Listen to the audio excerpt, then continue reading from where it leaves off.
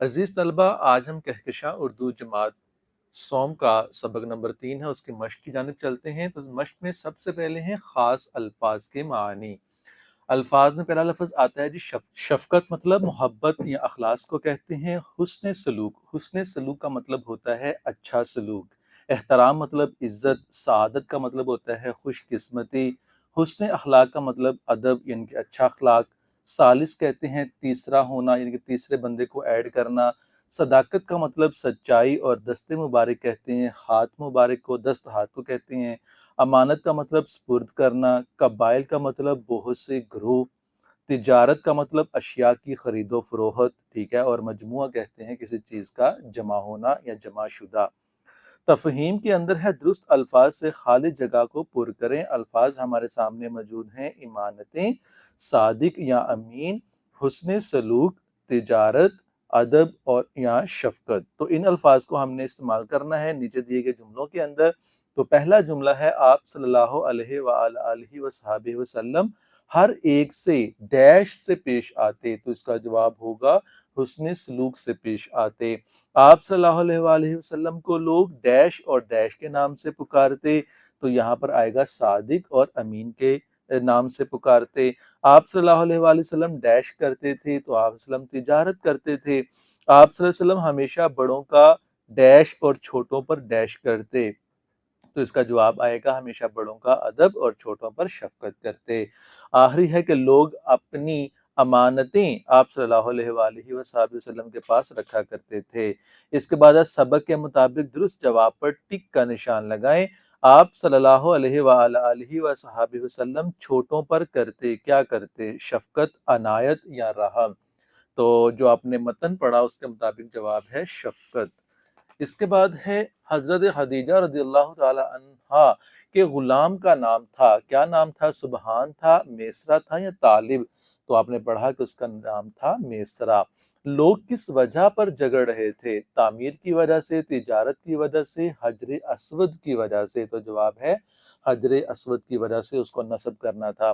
حضرت خدیجہ رضی اللہ تعالی عنہا نے آپ صلی اللہ علیہ وسلم کو کیا پیغام بھیجا؟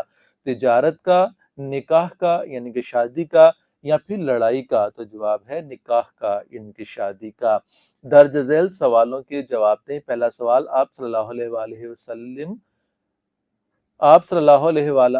وصحبہ وسلم لوگوں کے ساتھ کیسے پیش آتے؟ تو آپ صلی اللہ علیہ وسلم لوگوں کے ساتھ خوش اخلاقی سے پیش آتے۔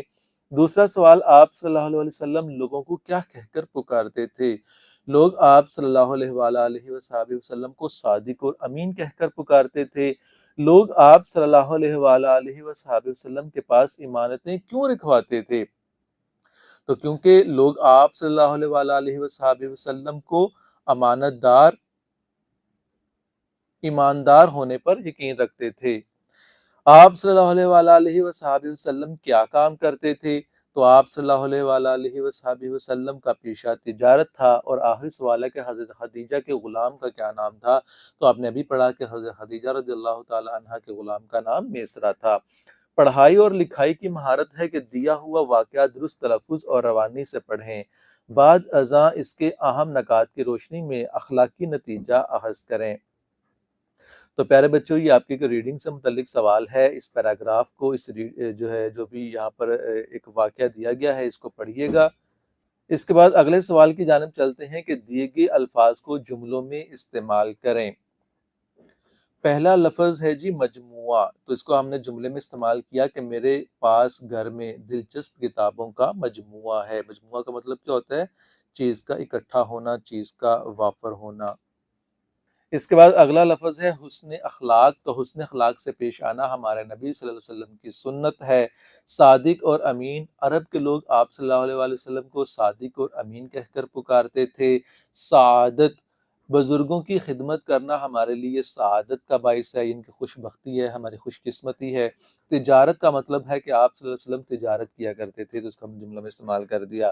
مندرجہ ذیل الفاظ کا املا لکھیں۔ تو یہاں پہ کچھ الفاظ ہیں، یہ بھی آپ کے کلاس روم کے اندر ہوگا، آپ کے ٹیچر ان الفاظ کی املا لکھوائیں گی اور آپ اس کی لکھ کر پریکٹس کریں گے۔ مثال کے مطابق اردو گنتی اعداد میں لکھیں۔ نیچے اردو گنتی جو ہے وہ لفظوں کے اندر لکھی گئی ہے، آپ نے ان کو اعداد میں لکھنا ہے، تو آپ ان کو اپنے اسکرین پر دیکھ سکتے ہیں۔ پہلا جو عدد ہے وہ ہے 11، ٹھیک ہے، تو 11 کو اس طرح سے لکھا جاتا ہے۔ پھر ہے 12، 13، 14، 15، 16، 17، 18، 19 اور 20۔ تو ان کو آپ ان طرح سے جو ہے اپنا اعداد کے اندر لکھ سکتے ہیں۔ زبان شناسی میں ہمارا ٹاپک ہے اسم، تو کسی شخص، جگہ یا چیز کے نام کو اسم کہتے ہیں۔ مثلا کتاب ایک اسم ہے، گھر، لڑکا وغیرہ۔ سبق سے تلاش کر کے چند اسم تحریر کریں، تو سبق میں سے ہم نے پڑھا نبی، نبی بھی ایک اسم ہے، ٹھیک ہے۔ اسی طرح سے مکہ، امانت، خانہ کعبہ، قبیلہ، یہ تمام الفاظ کیا ہیں؟ یہ اسم ہیں۔ اس کے بعد ہے استفہامی جملے، وہ جملے جن میں کوئی بات یا سوال پوچھا جائے استفہامی جملے کہلاتے ہیں۔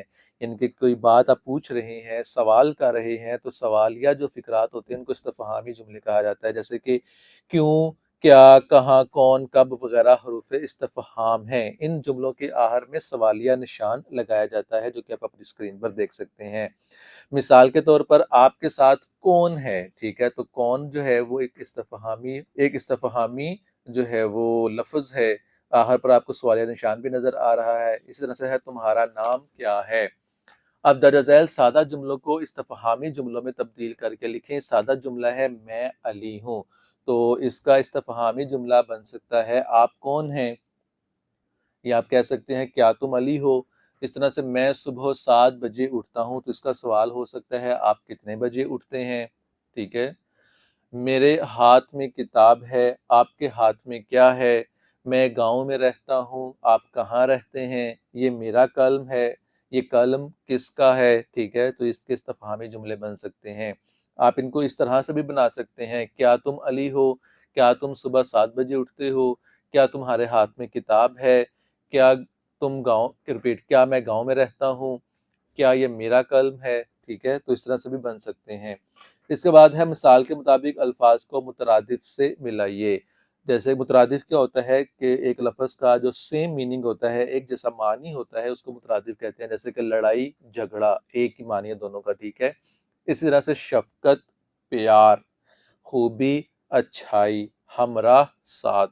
تحلیقی لکھائی ہے کہ دیانتداری کسے کہتے ہیں۔ بحیثیت طالب علم آپ دیانتداری کا مظاہرہ کیسے کر سکتے ہیں؟ چند جملے تحریر کریں۔ تو پیارے بچوں، میں نے یہاں پر آپ کی آسانی کے لیے کچھ جملے لکھے ہیں، آئیں ان کو پڑھ لیتے ہیں۔ تو ہر معاملے میں سچائی سے کام لینے کو دیانتداری کہتے ہیں۔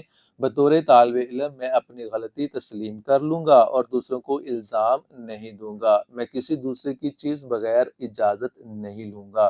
تو یہ کچھ طریقہ کار ہیں جس کے ذریعے آپ ایمانداری کا اظہار کر سکتے ہیں۔ تو پیارے بچوں، یہاں پر ہمارا سبق نمبر 3 کی جو مشق ہے وہ مکمل ہوتی ہے۔ اگلی ویڈیو کے لیے اجازت دیں۔ اللہ حافظ۔